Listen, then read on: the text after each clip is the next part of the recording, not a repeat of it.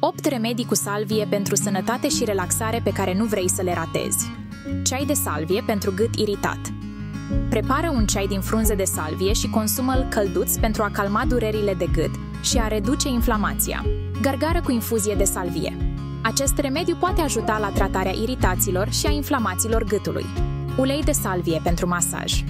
Poți utiliza ulei esențial de salvie amestecat cu un ulei purtător, cum ar fi uleiul de migdale dulci, pentru a face un ulei de masaj.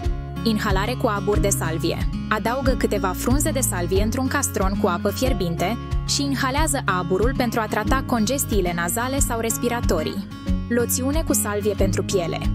Poți face o loțiune pentru ten sau corp amestecând infuzie de salvie cu gel de aloe vera sau ulei de cocos.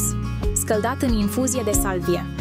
Adaugă o infuzie concentrată de salvie în apa de baie pentru a trata iritațiile pielii sau pentru a relaxa mușchii.